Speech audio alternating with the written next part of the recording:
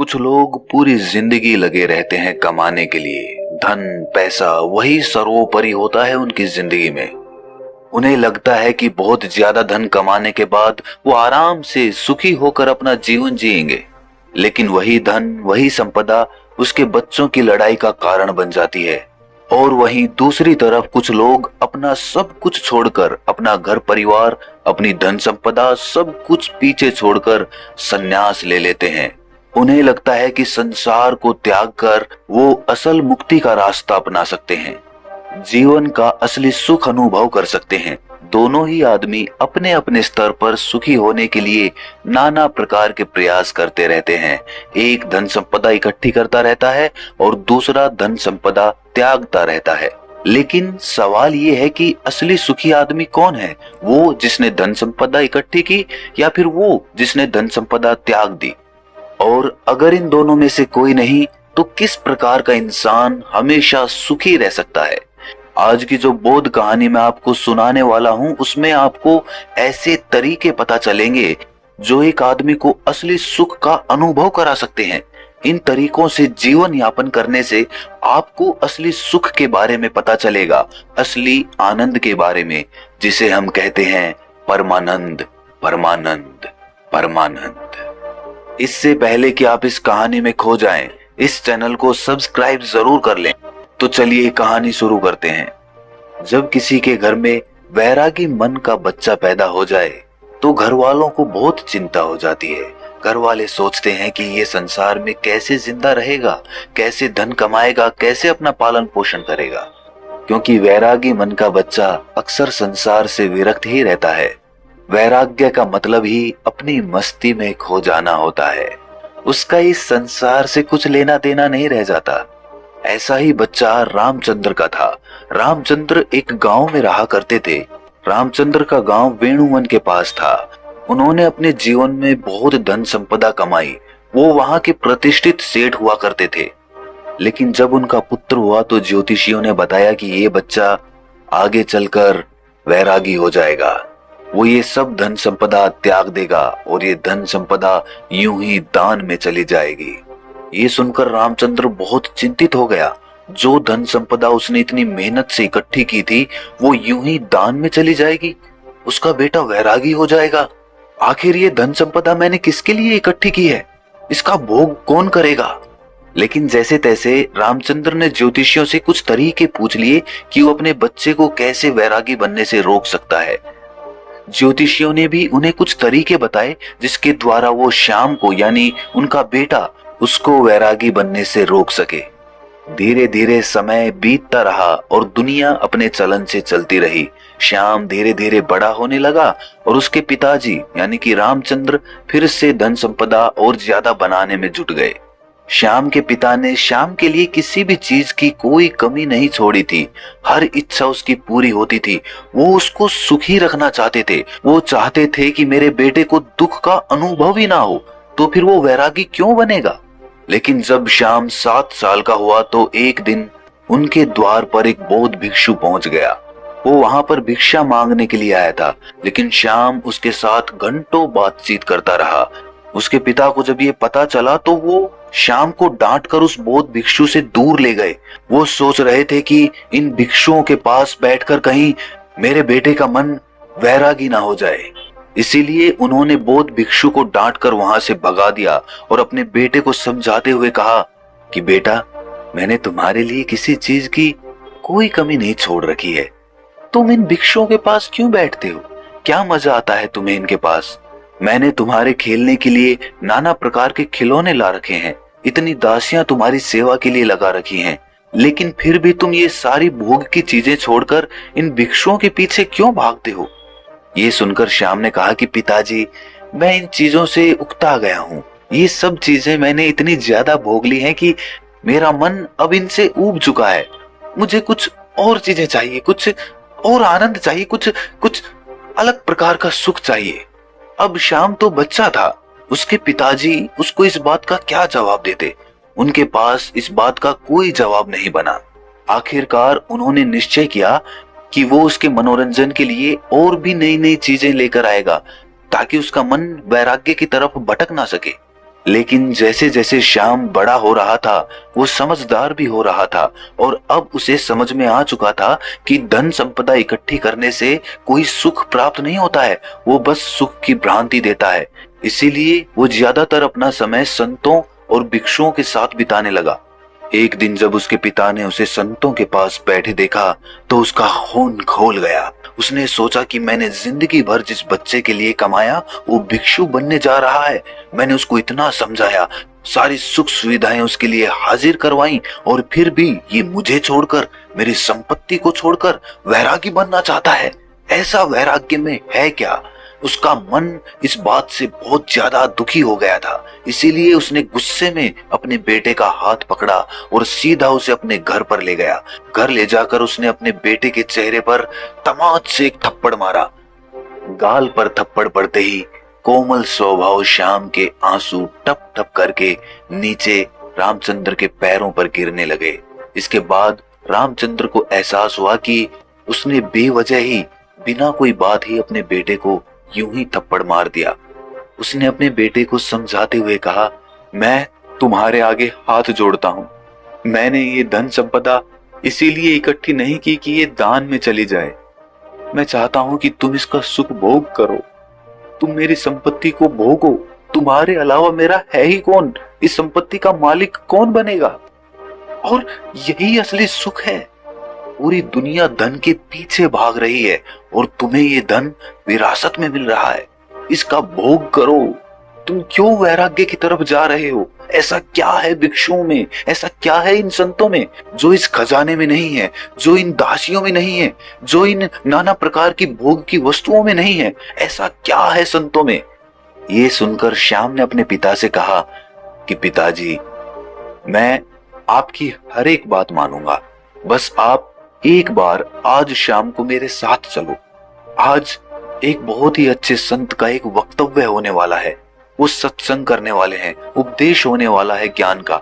आप एक बार वो ज्ञान का उपदेश सुन लीजिए, उसके बाद आप जो भी कहेंगे मैं आपकी हर आज्ञा का पालन करूंगा। पर आज शाम सिर्फ मेरे कहने से आप ये उपदेश सुन लीजिए। ये सुनकर रामचंद्र जोर जोर से हंसने लगा। उसने कहा कि ये कौन सी बड़ी बात है, मैं सुन लेता हूं प्रवचन, बताओ किस संत का सुनना है, लेकिन उसके बाद अपना वादा याद रखना। देखो श्याम, सिर्फ तुम्हारे कहने भर से मैं उस संत का प्रवचन सुनूंगा, अन्यथा मुझे इन संतों के प्रवचन में कोई भी मजा नहीं आता है। ये सुनकर श्याम ने हाँ में सर हिला दिया।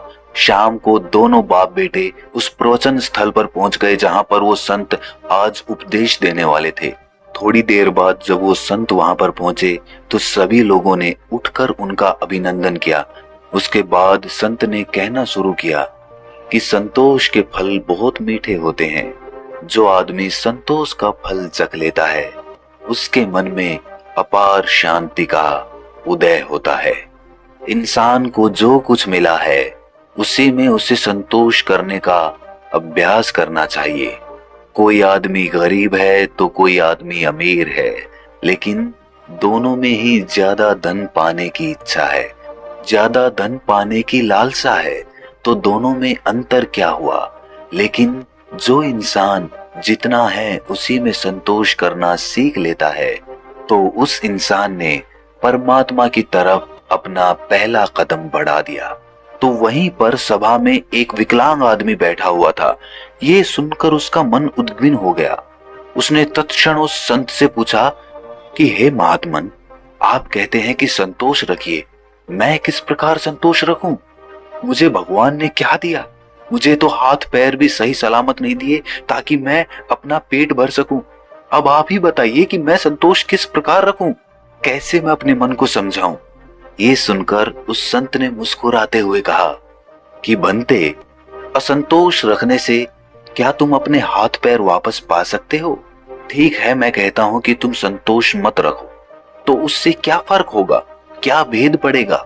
अरे तुम्हारे हाथ पैर तो फिर भी नहीं आएंगे, लेकिन असंतोष की वजह से तुम अपने मन को, अपने चित्त को दुखी जरूर कर लोगे।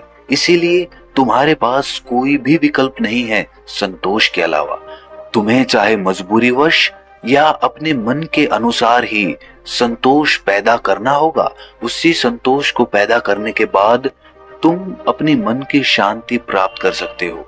याद रखना, जीवन का परम लक्ष्य एकमात्र होता है और वो होता है अपने मन की एकांतता। चाहे हम माया के सागर में पड़कर ये भूल जाएं कि जीवन का परम लक्ष्य क्या होता है, हम ये भूल जाते हैं। हम नए नए लक्ष्य बना लेते हैं। जीवन में ये प्राप्त करना है, वो प्राप्त करना है, जीवन में अमीर बनना है, प्रतिष्ठित बनना है, और यही लक्ष्य हम सर्वोच्च लक्ष्य बना लेते हैं। लेकिन ये सब माया का ही एक सागर है। लेकिन जिस दिन तुम माया के सागर को पार करके दूसरे किनारे पर पहुंचोगे, उस दिन तुम्हें एहसास होगा कि जीवन का परम लक्ष्य एक ही होना चाहिए, और वो है मन की शांति, मन की एकाग्रता, मन की एकांतता। और जब तुम अपने मन के एकांत को पहचान लेते हो, उसे अनुभव कर लेते हो, उसके आनंद को चख लेते हो, तो फिर व्यर्थ के लक्ष्य, व्यर्थ की चिंताएं, सब कुछ पीछे छूट जाता है और बच जाती है एक चीज, और वो है मन का एकांत। इसके बाद उस संत ने उस विकलांग आदमी से पूछा कि चलो तुम ही बताओ, अगर तुम्हारे हाथ पैर होते तो तुम क्या करते? क्या तुम उस वक्त खुश रहते, सुखी रह सकते? जरा सोचो, अगर आज तुम्हारे हाथ पैर आ जाएंगे तो तुम अपने जीवन में नए लक्ष्य स्थापित कर लोगे कि मुझे ये बनाना है, मुझे ये चाहिए, मुझे वो चाहिए, और उसके बाद वो नहीं मिलेंगे तो फिर से मन में असंतोष पैदा होगा। असंतोष का हमारे शरीर से कुछ लेना देना नहीं है। उसकी उत्पत्ति तो मन से होती है, चीजों का भराव तो मन से होता है। अक्सर मैंने विकलांग लोगों को हंसते हुए देखा है और हट्टे कट्टे तंदुरुस्त लोगों को रोते हुए देखा है। तो संतोष और शांति का आपके शरीर से कोई लेना देना नहीं है। अपने मन को परिपक्व कीजिए, अपने मन को समझाइए, विवेक पैदा कीजिए कि माया के सागर को पार करके मन की शांति तक कैसे पहुंचना है। और माया को समझने के लिए हमें कोई वैरागी नहीं बनना है। वैराग्य तो छोड़ना होता है, छोड़कर भाग जाना होता है। हमें पहले माया को संसार में रहकर समझना होगा, और जब हम माया को समझ जाएंगे तो उसके बाद हम सुखी मन से, तृप्त मन से संन्यास या वैराग्य धारण कर सकते हैं।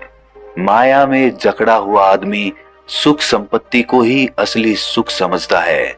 संपत्ति, धन, प्रतिष्ठा, यही उसके लिए सर्वोच्च होते हैं। लेकिन अगर वो अपना विवेक माया से कभी ऊपर उठा पाया तो वो जरूर ये एहसास कर पाएगा कि असली सुख और असली आनंद का इस धन संपदा से कोई लेना देना नहीं है। वो तो निरंतर है। वो परमानंद तो किसी चीज से जुड़ा हुआ नहीं है। वो तो सिर्फ परमात्मा के लिए है, उस शाश्वत सत्ता के लिए है जो उसको माया से पार उतार रही है।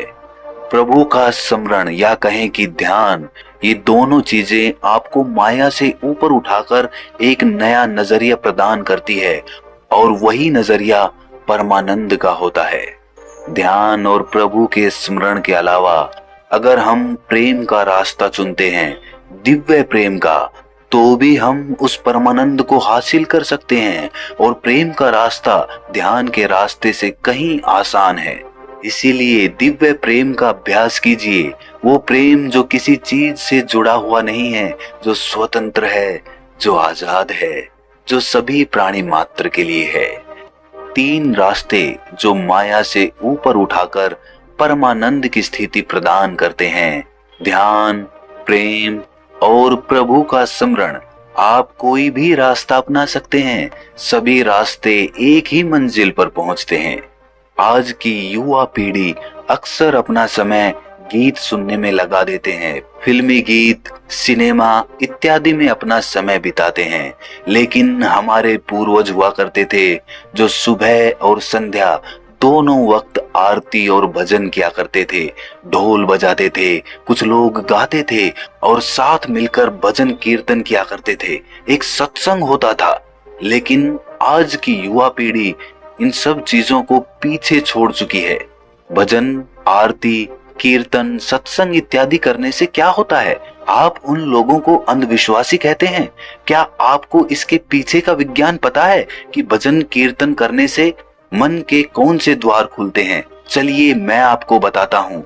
जब भी हम कोई भजन कीर्तन करते हैं, उसमें शामिल होते हैं, तो उसमें हमारा चित्त शामिल हो जाता है।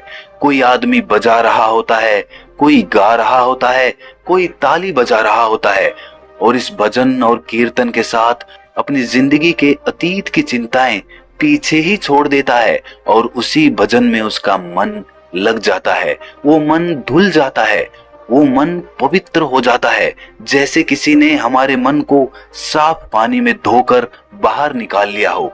ऐसे ही क्षण होते हैं ध्यान के और वही क्षण भजन कीर्तन और सत्संग में मिलते हैं। इसीलिए आज के बाद कभी भी ये मत सोचना कि भजन कीर्तन और सत्संग सब व्यर्थ होता है। व्यर्थ कुछ नहीं होता, व्यर्थ होती है हमारी सोच। इसीलिए युवा पीढ़ी से मेरी गुजारिश है कि भजन कीर्तन और सत्संग या ध्यान प्रेम इत्यादि में अपना समय बिताएं, इनके बारे में समझें, ताकि आप अपने मन के परमानंद के द्वार को खोल सकें, एक अद्भुत आनंद अनुभव कर सकें। उसमें मेरा कोई फायदा नहीं है, ना ही मेरा कोई नुकसान है। मैं तो बस ये चाहता हूँ कि जो स्वाद मैंने लिया, जो स्वाद मैंने चखा, जो मुझे अच्छा लगा, वो दूसरे लोग भी चख सकें, वो भी उसका स्वाद उठा सकें। ये भजन कीर्तन सत्संग वगैरह आप अपने घर पर भी कर सकते हैं, अपने दोस्तों के साथ भी कर सकते हैं। जो समय आप गप्पे लड़ाने में लगाते हैं, वही समय आप कुछ नई कला सीखने में लगा सकते हैं। आप ढोल बजाना सीख सकते हैं, आप कोई भजन याद करके उसको गाना सीख सकते हैं। इससे आपकी कला तो निखरेगी ही, साथ ही आपके मन भी धुल जाएंगे। उनको एक अभूतपूर्व शांति का अनुभव होगा, एक प्रेम का उदय होगा, परमात्मा का द्वार खुलेगा। आखिर में एक बात कहना चाहता हूँ कि अमीर और गरीब दोनों में कोई भेद नहीं है। जब तक आदमी माया के सागर को पार करके परमानंद की अनुभूति नहीं ले लेता, और जिस आदमी ने परमानंद की अनुभूति ले ली, ना तो वो गरीब रहता है और ना ही वो अमीर रहता है। वो सम्राट बन जाता है, क्योंकि उसने वो चीज अनुभव की है जो एक अमीर और गरीब दोनों में से कोई नहीं कर पाया। इसीलिए एक मध्यम वर्गीय आदमी जो कि मेरी ये वीडियो देख रहे हैं, वो भी इस माया के सागर को पार करके परमानंद को हासिल कर सकते हैं। बस उन्हें अपने मन को एक नई धारा देने की जरूरत है, एक नया रास्ता दिखाने की जरूरत है। उसके बाद आप अपने व्यर्थ के लक्ष्य छोड़कर उस लक्ष्य की तरफ चलेंगे जो वास्तविक है, जो वास्तविक आनंद प्रदान करता है। और उसके बाद आपके मन की सारी भ्रांतियां टूट जाएंगी कि असली सुख कैसे प्राप्त किया जाता है। तो दोस्तों, कैसी लगी ये कहानी आपको कमेंट सेक्शन में जरूर बताना, और अच्छी लगी तो इस चैनल को सब्सक्राइब जरूर कर लेना। तो मिलते हैं अगली कहानी में, तब तक के लिए अपना ख्याल रखें।